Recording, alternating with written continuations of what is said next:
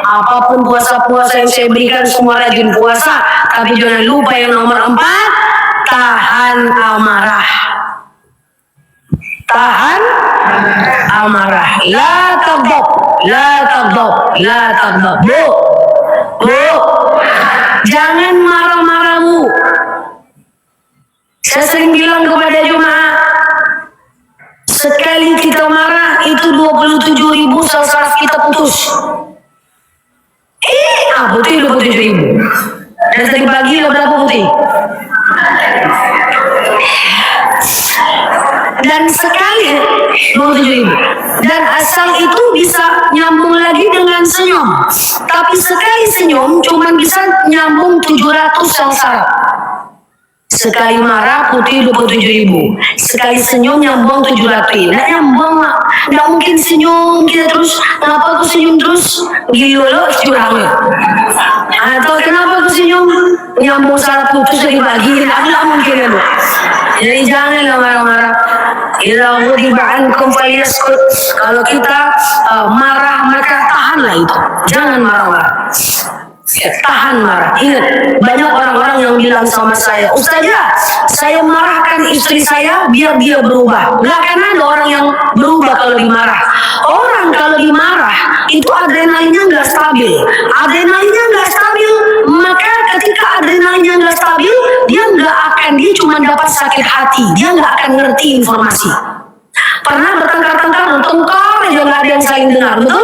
Karena disampaikan dengan marah. Ibu marah dengan anak, yang ibu pernah nggak marah dengan anak, besok dibuatnya lagi, besok dibuatnya lagi, besok dibuatnya lagi. Kita ngomel-ngomel, besok dibuatnya lagi. Pernah? Karena ketika ibu ngomel, dia cuma dapat sakit hati, dia nggak ngerti informasinya. Kalau seandainya marah bisa merubah orang, saya marah aja terus. Kenapa susah marah-marah? Merubah orang. Nah, makanya sebagai penutup ibu-ibu yang saya sayangi karena Allah, ada cara menahan amarah dalam kitab fiqih amarah. Ibu dengan teman boleh dipakai, dengan kawan boleh dipakai, dengan suami istri boleh dipakai. Banyak suami istri bertengkar karena apa? Ustazah, saya bertengkar dengan istri saya, dengan suami saya. Bertengkar tuh nggak apa-apa, yang penting cara bertengkarnya. Biasanya bertengkarnya kenapa? Kadang-kadang karena anak Ustazah, kadang-kadang karena jajan anak, kadang-kadang karena TV Ustazah. Kenapa TV? Saya pengen nonton Indosiar, pengen nonton Antv. TV ada berapa di rumah? Ada 2 Ustazah. Kenapa nggak berpisah menontonnya? Berpisah sepi Ustazah. Kalau bergabung berkelahi pula. Saya biasanya ini sesuai dengan fikih amarah yang sering saya ceritakan. Saya tanya, ibu dengan suami sehari-hari pakai bahasa apa? Pakai bahasa Indonesia Ustazah. Oke. Kalau lagi marah, pakai bahasa Minang Ustazah. Saya bilang, marahlah, jangan ganti bahasa dengan bahasa Minang, karena dia lebih kasar. Mana yang nak marah pakai bahasa Indonesia Ustazah? Pertanyaannya kenapa marah tuh harus enak, betul? Jadi jangan ganti bahasa dengan bahasa yang lebih kasar, Bu. Jadi kalau marah tetap pakai bahasa Indonesia aja.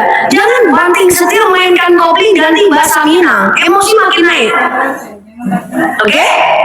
Ibu sehari-hari manggil suami apa? Abang Ustazah. Lagi marah? Wah, Ustazah ya. Marah tetaplah manggil abang. Jadi kalau marah itu pertama jangan ganti bahasa dengan bahasa yang lebih kasar. Nada tinggi masih mending dibanding bahasa yang diubah. Karena orang sakit hati bukan karena nada tinggi, tapi karena bahasa.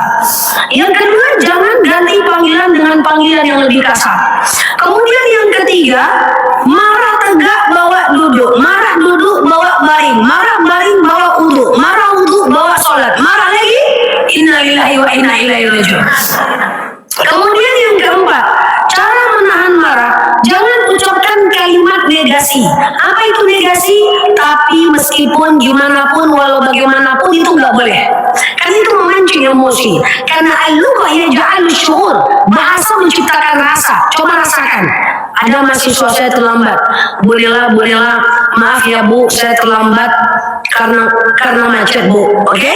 Sekarang coba pakai tapi. tapi rasakan aja. Bolehlah, maaf ya Bu, saya terlambat. Tapi kan karena macet Bu, beda nggak rasanya? Beda. Kalau pakai tapi beda. Ini Bu pulang arisan, ini suami di rumah. Bang, maaf ya Bang, saya telat pulang arisan. Tetap dibuatkan kopi kok Bang, oke? Sekarang coba pakai tapi. Bang, maaf ya Bang, saya telat pulang arisan. Tapi tetap dibuatkan kopi kok Bang. Ya tapi jangan ulang lagi lah. Tapi kan aku buatkan kopi. Ya gimana pun jangan kau ulang lagi. Tapi kan aku minta maaf. 3 hari dan selesai. Karena bahasa menciptakan rasa. Ini serius, ini fikih, bukan saya cakap. Oke, jangan ganti bahasa dengan bahasa lebih kasar. Jangan ganti panggilan-panggilan kasar. Marah tegak bawa duduk. Jangan pakai tapi itu. Aku tahu sih aku salah, tapi kan karena kau juga. Aku tahu sih aku salah, aku sedih, tapi kan kau juga. Kan nggak bisa. Sama Allah juga nggak bisa. Ya Allah maaf ya Allah saya gosip, tapi kan enak. Kan nggak bisa. Ya Allah maaf ya Allah saya udah fitnah orang, tapi dia nyebelin ya Allah. Kan nggak bisa. Jadi jangan pakai tapi meskipun itu nggak bisa, oke? Dan terakhir gunakan bahasa yang susah. Jangan yang mudah, jangan yang enak, yang susah. Buat komitmen dengan suaminya. Kita tidak boleh marah-marah. Kalau kita marah, kita pakai bahasa yang susah. Kita bisa bahasa Jawa? Bisa. Bahasa Minang? Bisa. Kan kita Jawa Minang deh. Bahasa Indonesia? Bisa. Melayu? Bisa. Kan kita tinggal di Pekanbaru. Apa yang kita tidak bisa? Bahasa Inggris? Oh, tidak bisa bahasa Inggris. Gini aja lah. Kalau kita marah, pakai bahasa Inggris aja lah. Siapa yang marah pakai bahasa Indonesia, denda 100.000. Daripada denda 100.000 emosi, daripada piting keluar, buka lu kamu dulu. Ujung-ujungnya I love you. Ya kan? Semoga bermanfaat. Ustazah yang doa. Assalamualaikum warahmatullahi wabarakatuh. Kan? Ada lagi? Cukup ya? Oke.